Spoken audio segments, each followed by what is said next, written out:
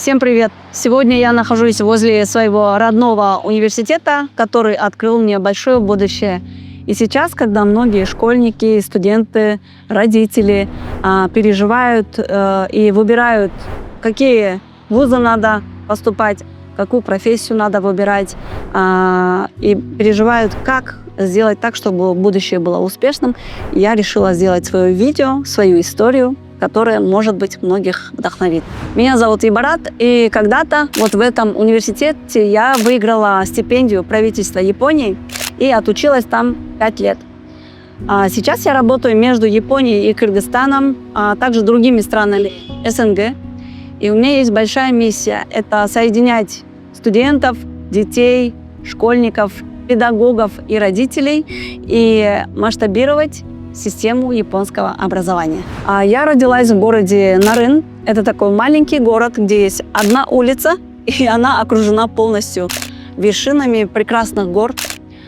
И я, конечно же, хотела всегда выйти за пределы этих гор, за пределы этого маленького города и увидеть большой мир.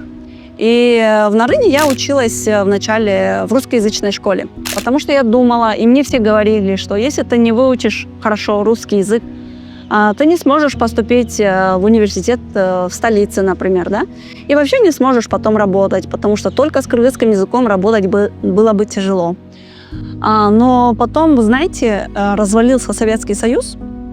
Я тогда училась в 3 классе, и мой папа на следующий же день, когда по новостям сказали, что Советского Союза больше нету, он меня взял и сразу перевел в кыргызскоязычную школу. Несмотря на мои слезы, на мои вопросы, он сказал: доченька, через 30 лет тебе нужен будет кыргызский язык, поэтому учись, пожалуйста, в кыргызской школе. Так я закончила кыргызскую школу в Нарыне. И вот сейчас я, к сожалению, не могу сказать и обнять своего отца и сказать ему спасибо, потому что его уже нету в живых, но через это видео и через других родителей я хотела бы выразить большую благодарность своему отцу именно за его такое решение, знаете, дальновидное, очень ответственное и с большой заботой о моем будущем. Как он тогда решился и просто сделал большое решение. Ведь кыргызский язык сейчас действительно мне помогает.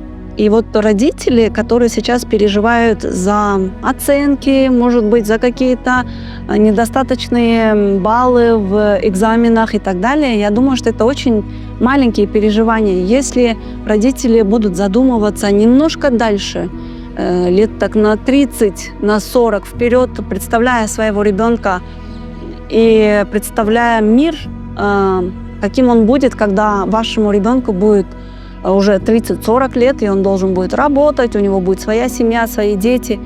Что ему нужно будет? Какие знания, какие навыки? И действительно, что будет придавать силу?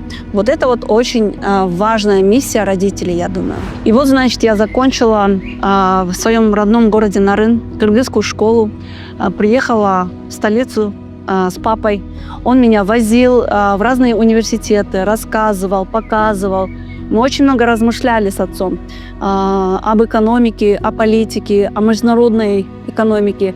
И я мечтала тогда об Америке. Я очень усиленно изучала английский язык, выигрывала какие-то олимпиады. И папа не хотел вот мне говорить: не мечтай об Америке, да? Он просто сделал какие-то сравнения. И то, что он мне говорил, вот, например, все твои одноклассники и вообще все сейчас школьники изучают английский язык. То есть они в будущем будут конкурировать друг с другом. Все будут либо переводчиками, либо будут устраиваться в какие-то международные организации. И сделал такое очень интересное предложение. Говорит: давай ты выберешь какой-то очень редкий язык, например, японский. Ты сама похожа на японку, во-первых. Во-вторых, Япония очень красивая, безопасная страна. Если ты туда уедешь жить, то мне будет спокойнее, сказал мой папа. Но самое важное, что у меня сохранилось до сих пор в моей душе, это то, что он сказал: знаешь, Америка учит людей конкурировать, побеждать кого-то, стать сильнее, лучше, стать успешным, богатым и так далее. А вот Япония учит совсем другому. Япония учит служить обществу, быть полезным обществу. Вообще в Японии тоже есть слово, как вот у нас у кыргызов «элемнедыт». Да? Мы думаем про общество. Для нас очень важно вот это вот понятие «эль». И мне очень запомнилось это, и сейчас уже, будучи взрослым человеком, я очень понимаю своего отца.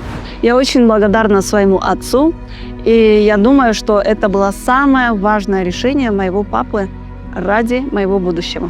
И спустя годы я понимаю, что самое ценное, что дали мне мои любимые педагоги и мои бесценные родители, это даже не поездка в Японию, и даже не грант, который я выиграла среди многих студентов.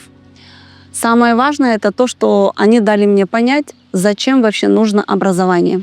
Именно об этом я хочу рассказать во второй части своей истории.